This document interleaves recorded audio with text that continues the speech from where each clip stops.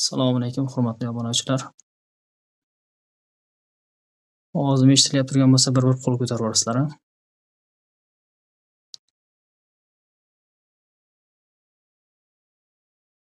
Ovozim yaxshi eshitilyapti deb o'ylayman. Bugungi darsimizda o'zim operator, o'zim haligi o'qituvchi masalan deydi. Xo'p, xullas, bugungi mana birinchi marta jonli efirda boshlayapmiz. Hali bunaqa jonli darslarda o'tib ko'rmaganman, jonli efirlar qilib ko'rmaganman. Onlayn darslarni birinchi marta tashkillashim, xudo xolasa. Endi sekin-sekin shuni yo'lga qo'yib boramiz. Endi kuniga bir soat, balki yarim soatdir. Endi hozircha men sizlarga 4 dona misol tayyorlab qo'yganman. Parallelogramga oid geometriyaning yaxshi misollaridan. Yaqinda milliy sertifikatga topshiradiganlar barchamizda.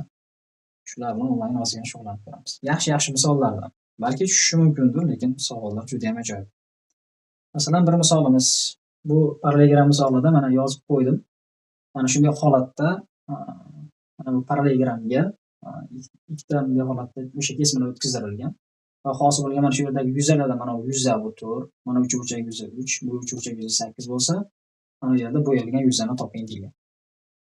Xo'p, bu yerda bu misolni yechish uchun parallelogram qoidalarini yaxshi bilishingiz kerak. Parallelogramda bitta asosiy qoidamiz bor. Demak, bu yoniga o'sha qoidalarni yozib o'taman, chizib beraman mana. Parallelogramda demak bir tomoniga mana shunday holatda ikkita uchidan kesmalar o'tkazilsa, agar mana yuza A bo'lsa, mana yuza B bo'lsa, mana yuza o'sha A va B ning yig'indisiga teng bo'ladi. Bu parallelogram qoida. Yana bir holatda parallelogramda demak bu yon tomoniga, boshqa bir yon tomoniga o'tkazilsa ham mana shunday holatda ikkita uchidan shu yerda shu shakl hosil bo'lsa, mana yuza ham A bo'lsa, mana yuza B bo'lsa, demak bu yuza o'sha A plus B ga teng bo'laveradi. Bu misol bir paytlar olimpiadada tushgan yaxshi savol. Endi tezlarda ham tushib qolishi mumkin. Endi o'ta qiyin deyolmayman, lekin yaxshi savol. Xo'p, bo'yalgan yuzani topish uchun nima qilish kerak? Demak, bu yerdagi mana shu ko'rib turganingizdek mana ikkita qoidani e'tibor berilsa, bu holatda va mana bu holatda o'sha kesmalar o'tkazilgan bu yerda. Endi o'sha qolgan bo'sh yuzalarga belgilash kiritib chiqamiz. Masalan, mana yuza A bo'lsin, mana yuza B bo'lsin, mana yuza S bo'lsin va mana bo'sh yuza D bo'lsin.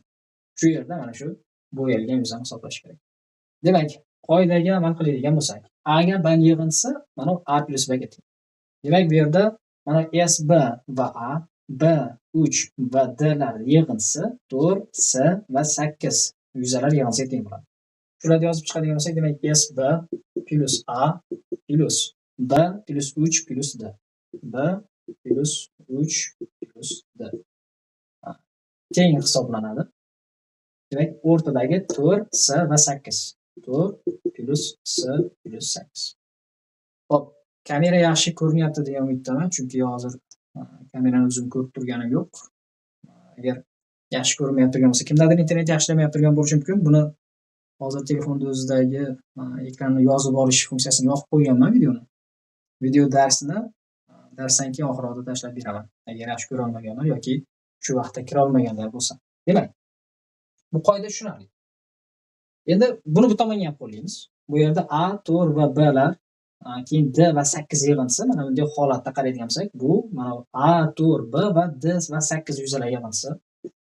A plus 4 plus B va plus D plus 8 yuzalar yig'indisi. Mana bu holatdagi oradagi mana bu bo'yalgan yuza S, S va 3 yig'indisiga teng bo'ladi. Ya'ni bo'yalgan yuza plus S plus 3. Hop, sistema qolamiz. Mana shu yerdan bo'yalgan yuzani topish imkoniyati bor. Uning uchun nima qilish kerak? Masalan, bu yerda e'tibor berilsa, mana A, B, D ning yig'indisi, bu yerda mana A, B, D ning yig'indisi mavjud. Bu yerda siz mana bu nima desak bo'ladi? S ning o'rniga yuqoridagi demak tenglikni mana shu S ni topib turib, bu yerga S ni o'rniga qo'yish kerak. Faqat bu yerda S ni topishib 3 va SB minus B tomonga o'tkazib olamiz. Demak, bu yerdan pastdan S ni topadigan bo'lsak, S teng chiqadi. Bu yerda A, B, D va 12 bor. O'shani yozyapman. A plus B plus D 12 bor edi. 3 minus B o'tsa 9 qoladi va SB ni minus o'tkazamiz. Demak, minus 9 minus SB. Shuni yuqoridagi S ni o'rniga qo'yamiz. Demak, yuqori tomonda S b plus a plus b plus 3 plus d teng bo'lib qoladi. 4 bilan 8 yig'indisi 12. Keyin sana o'rniga mana bu ifodani olib kelib va shu yerga olib kelib qo'yamiz. Demak, nima qo'yamiz hozir bu yerda? 12 bo'lgan bo'lsa, sana o'rniga shu narsani olib qo'yamiz. Shunda keyin a plus b plus d minus 9 minus s b bo'ladi. Va tenglikning ikkala tarafidagi a b dlar, bu tomonda ham a b d mavjud. Ular qisqarib ketadi. S b bu tomonga o'tsa, ikkita s b bo'ladi. 2s b teng. Bu tomonda 12 minus 9 3. Bu tomonda to'xtab turasizlar. Bu yerda ozgina xatolik ketib qoldi. Buni qilmaslik kerak edi. Hozir. Yo'q, minus 9 emas ekan. 12 plus 3 ga o'tgan, bu yerda plus 9 bo'lishi kerak. Shu yerda tashkil etib qo'ydim, uzr sizlar. 12 ga 9 qo'shamiz 21. Keyin 3 minus bo'lib o'tadi. 18 qoladi. 18. Shu yerda bo'yalgan yuza, keyin 2 ga bo'lib olsa, javob 9 chiqadi. Mana javobimiz 9. Bu demak, bitta misolimiz, yana bir misolimiz bor. Buni endi yozib olishlaringiz shart emas, chunki bu video darslik. Sizda bu darslikni keyingi darsimiz tugagandan keyin yozib olingan shaklini tashlab qo'yaman. Xo'p, keyingi misolga o'tyapman. Xo'p. Aytgancha, bu tushunmagan joylaring bo'lishi mumkin. Tushunmagan joylaring bo'lsa agar, uni darsimizni tugagandan keyin video darslikda tashlab qo'yaman. O'shani kommentariyasiga o'shani tushunmagan joylaringni yozib qo'ysalaring bo'ladi. Xo'p, haliga onlayn darsga meni tajribam yetarli emas. Sekin-sekin xudo xolasa o'rganyapmiz. Yo'qsa like bosib qo'yasizlar video. Bizga ko'p like ham shart emas. Keyingi yaxshi misolimiz. Demak, e'tibor berasizlar, parallelogram. Bu ham parallelogram masalasi. Parallelogram masalasi yuzalar misollarini juda ham yaxshi beriladi.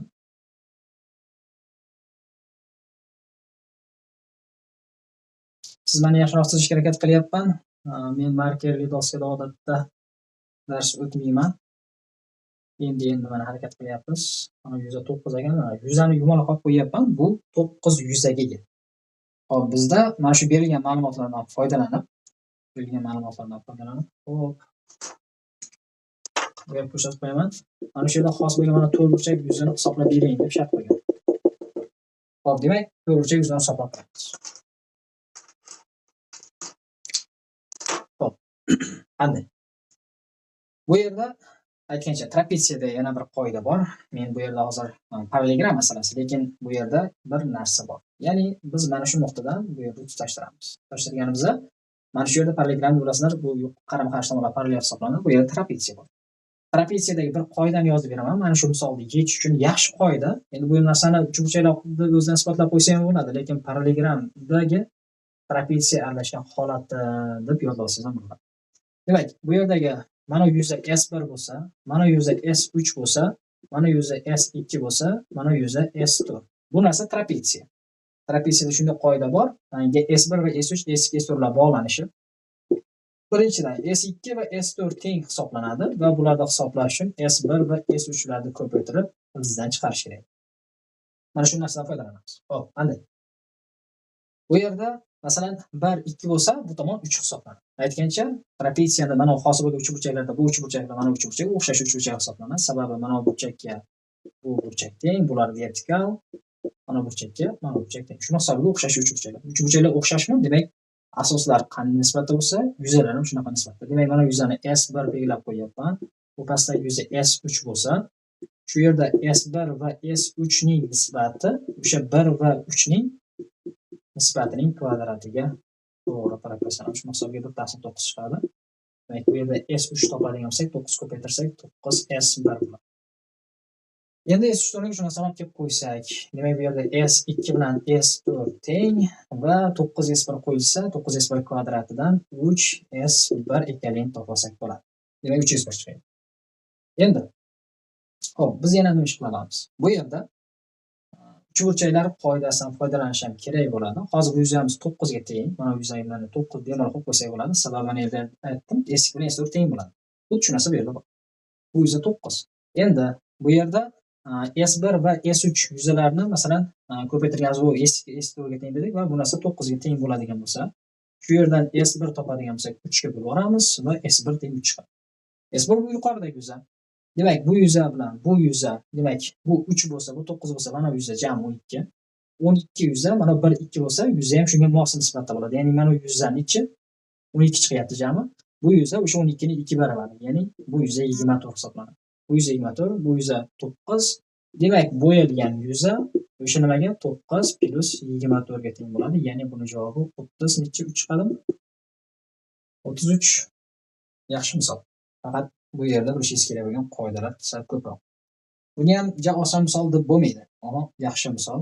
Sizlarga albatta yaxshiroq misollarni tayyorlab qo'yganman. Keyingi misolimiz bu savolda yana tushunmagan joylaring bo'lsa, o'sha aytganimdek, video darsda kommentariyasiga yozib qoldirasizlar. Qoida tushunarli bo'lgan bo'lsa, misol tushunarli bo'lgan bo'lsa, oxirida yana bir like bosib qo'yasizlar. Menimcha ilk marta like bosib bo'lmasa kerak. Boricha. Hop, keyingi misolimiz. Keyingi misolimiz. Bu safar qog'ozga chiqarib olaman, telefonda sal noqulay.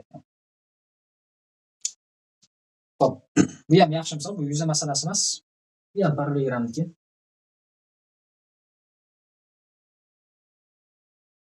Demak, hop, parallelogramni mana uchidan kesim o'tkazirilgan ekan. Hop, buni o'chiramiz. O'chiramiz. Tez o'chib qolyapti. Hop. Mana bu burchakdan bisektrisa o'tkazilgan, lekin perpendikulyar tushgan ekan. Bu bisektrisa ekan. Mana bu 2, bu yer 5, tepadagi bu kesma x, jami 15. Bilasizlar, parallelogramni qarama-qarshi tomon teng bo'ladi.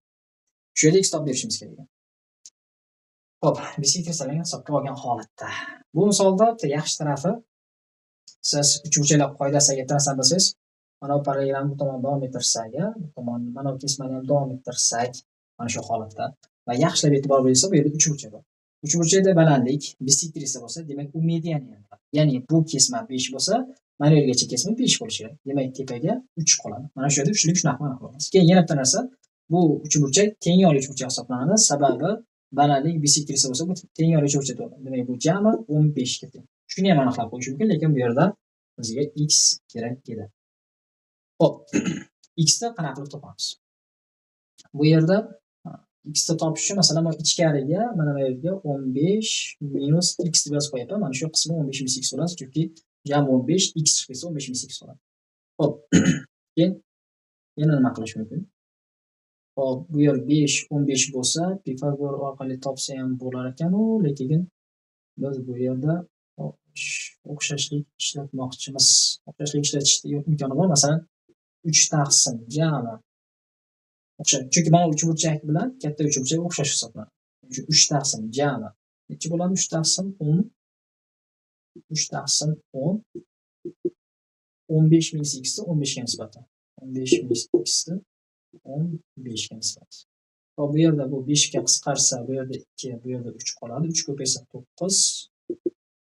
2 ko'paytiradigan bo'lsak, demak 30 minus 2x bo'ladi. Demak 2x teng 21 va x teng 21 taqsim 2 degan javob chiqadi. Xo'p, bu misolda osonroq yechish imkoniyati ham bor ekan, lekin mana shunaqangi usulda ishlab qo'ya oldik. Yaxshi misol. Hop, yana bir misolimiz bor, sizlarga ham davom etamiz. Demak, bu misol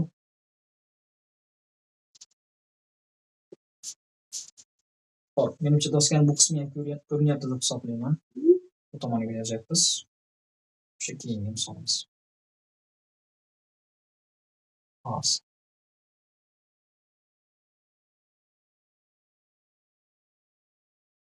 Hop, bu misolni chizishga chizib olamiz, lekin sizlarga yaxshiroq ko'rinishi uchun kattaroq qilib chizaman. Bu yaxshi ko'rinyapti degan umiddaman. Demak, parallelogramga olingan holatda diagonal o'tkazilishgan. Keyin mana bu uchidan mana bu tomonni o'rtasiga va bu yon tomonni o'rtasiga mana shunday holatda kesimlar o'tkazilgan. Keyin bu tutashtirilgan.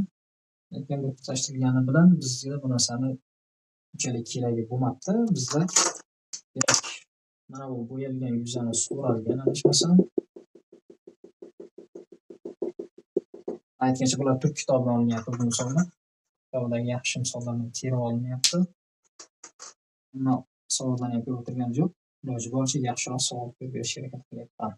Demak, bizda o'sha bo'yalgan sohani EFda. Demak, bo'yalgan sohani so'ralgan ekan. Berilgan ma'lumot esa mana 104. Bu 104 ga teng bo'lsa, bo'yalgan soha nimaga? Xo'p, bu ham parallelogram masalasi. Yaxshi. Qarang. Bu yerda parallelogramda katta diagonalni o'tkazib olamiz. Bu misolni yechish uchun parallelogram katta diagonalni o'tkazilganda bu yerda bitta narsa bor. Yaxshilab ko'ring. Parallelogram diagonallari kesish nuqtasi teng 2 ga bo'linadi. Teng 2 ga bo'linadi. Ya'ni mana bu qism bilan mana bu qism teng 2 ga bo'linadi. Demak, bu yerda mana parallelogram diagonal kesish nuqtasi teng 2 ga bo'linsa, endi bu degani mana bu parallelogramda mana bu katta diagonal ajratgan mana bu uchburchakka e'tibor berilsa, bu mediana teng 2 ga bo'ladi, bu ham mediana bo'lyapti, teng 2 ga bo'lyapti. Demak, mana bu mediana kesish nuqtasi bo'lib qolib, bu yerdan 3-medianani ham o'tkazilishi mumkin bo'lib qoladi. Mana shu joyda chizma ozgina noto'g'ri chizildi. Boshqatdan chizib beraman. Mana shunday qoldi. Bu yerda mana shu uchburchakni demak hamma mediana o'tkazilgan hisobda bo'lib, mana tomondan masalan teng 2 ga bo'linib qolgan bo'ladi. Endi hop, bu yerga bittadan chiziqcha qo'yishimiz kerak, chunki yuqorida ham bittadan chiziqcha qo'yilgan teng o'rtasida.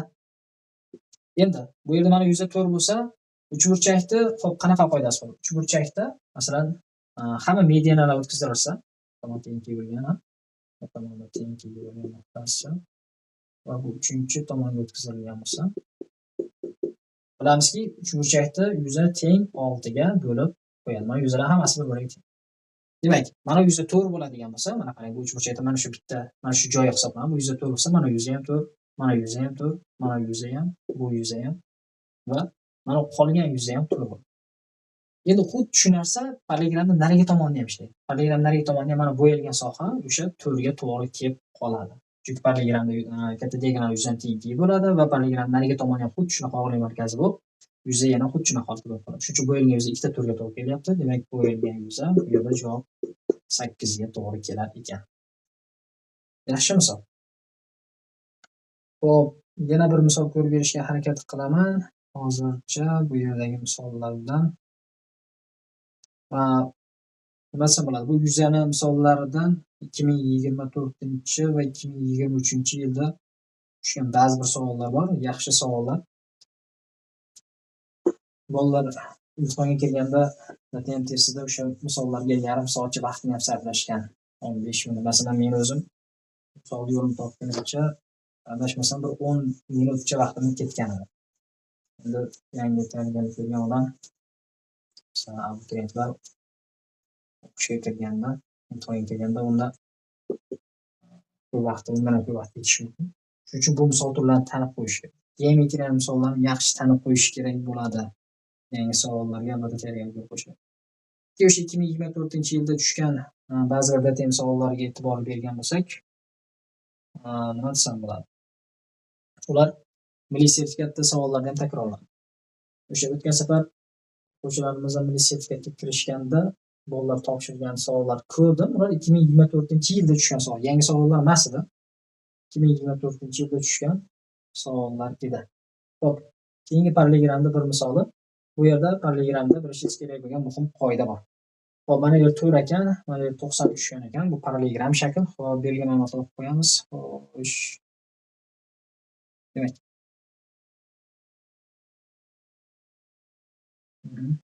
F.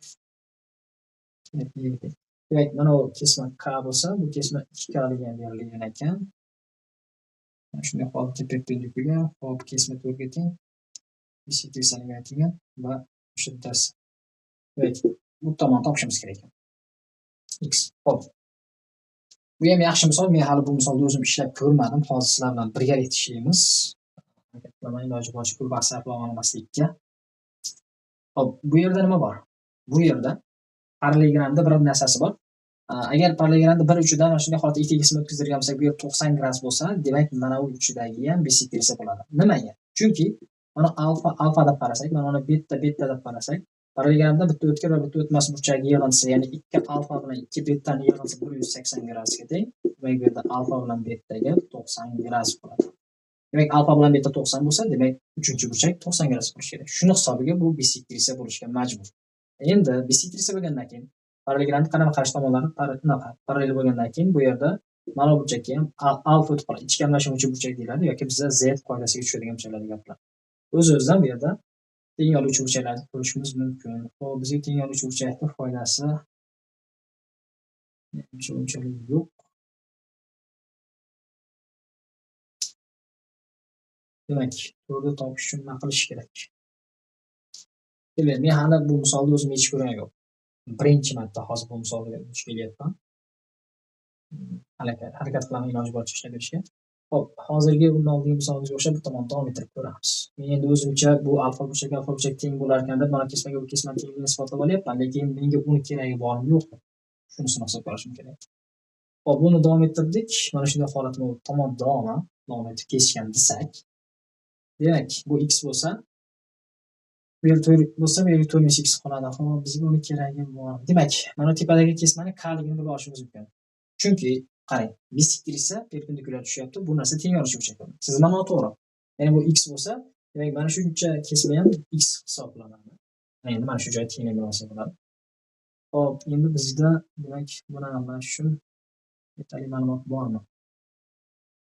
Demak, xo'p, k ni jami mana shu joygacha 3k ga nisbati. Bu yerda o'xshashlik bor. Mana uch burchagi bilan katta uch burchak o'xshash hisoblanadi. Mana burchak ham alfada shunday. Mana burchak 2 beta bo'lsa, mana burchak ham 2 beta hisoblanadi. Shuni hisobiga kichkina uch burchak bilan katta uch burchak o'xshash. 4 x ga nisbati, mana aytaylik, 4 x ga nisbati teng. K ni jami 3k ga nisbati. K taqsim 3k. Bu yerda k aqsam esa 1 taqsim 3 bo'ladi. Demak, x qiymati 12 ga teng ekan. Yaxshi misol. Menimcha boshqa yo'li ham bo'lishi mumkin, lekin men shu yo'lni o'ylab ko'rdim hozircha. Balki boshqa yo'li ham bordir. Agar sizlarda osonroq yo'li bor bo'lsa yoki topilgan bo'lsa yoki hozir fikrlaringizga kelib qolgan bo'lsa, keyinchalik o'sha yechimini topib, bunaqa qilib tashlab qo'ysalaring bo'ladi. Albatta, kanalga bilasizlar, kommentariy qismiga o'sha ishlangan misollarni tashlab qo'yishlaring mumkin. Biz uchun ham qiziq, yangicha, qiziqroq yo'l bo'lsa. Xo'p, yana bir yaxshi misol bor. Buni ham ko'ryapmiz parallelogramda. Keyingi misolimiz. Agar juda ham tez gapirib turgan bo'lsam yoki tez yozib o'rayotgan bo'lsam, uni keyinchalik darsimiz oxirlarida bizga kommentariyamizga yozib qoldirasiz. Men o'shanga qarab darslarni tashkillayman yoki olib boraman. Yana bir misol. Parallelogram mana bu diagonali bo'lsa, mana bu uchidan mana tomonni o'rtasiga bir kesma tushirgan ekan, mana o'rtasini belgilab qo'ydim. O'rtasi. Endi mana tomon 12 ga teng. 12 ga teng bo'lsa, mana shu kesishgan nuqtadan bu tomonga bir kesma tushiribdi. Shuni uzunligini so'rayapti va bu kesma mana shu tomonga parallel ekan. Parallel.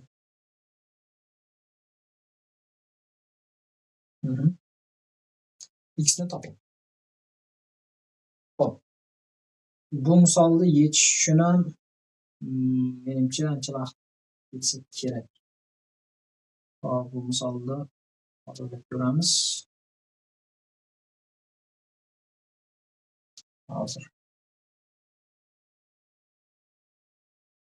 Hozircha fikr bor deya olmayman. Lekin bitta narsa ko'rish kerak.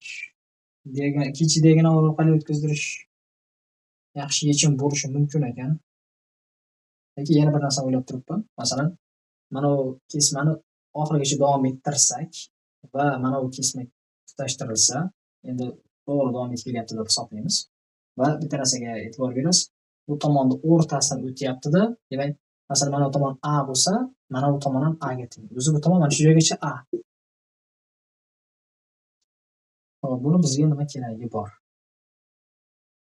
Demak, bu yerda mana 3 burchak bilan mana bu uchburchak o'xshashligidan foydalansa bo'ladi. Mana bu burchakka, mana bu burchak ichkari mashnovchi, mana bu burchakka, mana bu burchak ichkari mashnovchi desak, demak A taqsim jami 2A bo'lsa, demak mana shu joyda mana bu kesmani bu tomonga davomi, masalan, nuqtani qarshisi bo'ladi. Shu 1/2 nisbatda bo'lishi kerak. Masalan, bu ichkari qismi K bo'lsa, demak qolgani 2K bo'lishi kerak. Qolgani 2K bo'lishi kerak. Demak, yana bir narsani aytib qo'yish kerak ekan bu yerda. Xo'p, bu agar bu x bor hali, bu x topishimiz kerak bo'ladi. Agar biz mana bu ikki narigi diagonalni o'tkazib oladigan bo'lsak, hozir bu yerda yana bitta narsa yo'l bor ekan. O'tkazib oladigan bo'lsak, diagonal va bu diagonal kesish nuqtasi teng 2 ga bo'linadi. Va bu tomonga tushgan nuqta ham teng 2 ga bo'lyapti. Demak, bu og'irlik markazi mana bu uchburchakda. Og'irlik markazi bu uchidan boshlab hisoblanganda 2 ga 1 nisbatan. Demak, bu K bo'lsa, demak mana bu qolgan qismi K taqsim 2 bo'lishi kerak. Bu yer K taqsim 2, bu yer K. Xo'p, bundan qanday aniqlab olishimiz mumkin bo'ladi? Demak, bu yog'ini hozir 2K deb aytgandik. Demak, qolganiga 3K taqsim 2 qoladi. K taqsim 2 bilan 3K taqsim 2 2K ni beradi. Buni oldinga aytganimiz. Demak, bu yerda mana bu yuzda, mana bu kesma 6 ga teng. X gacha bo'lgan bizga hozir x kerak edi.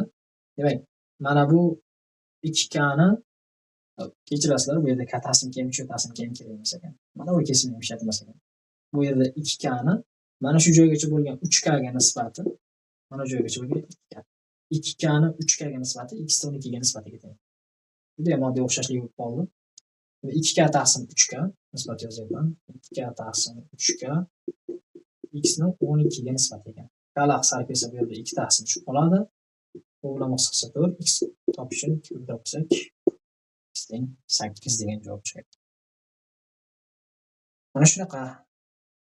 Hozircha paralleligramda ba'zi misollarni ko'rdik. Endi agarda yana sizlarga ba'zi bir ma'lumotlar qiziq bo'lsa, kommentariyada yozib qo'yasizlar. Endi yaxshiroq yana bir boshqa mavzulardan misollar olib chiqishga harakat qilaman. Yaxshi darslarni tayyorlab berishga. Hozircha ma'lumotlar shular. Keyin jonli efirga mavzuning nomini qo'yolmadim. Endi o'rganyapman. Qo'yish mumkin ekan mavzu nomlarini, yana bilasizlar. Buni sekin-sekin kiritib boramiz. Hozircha menda operator yo'q. Bo'lsa, buni ham tashlab qo'yamiz. E'tiborlaringiz uchun rahmat.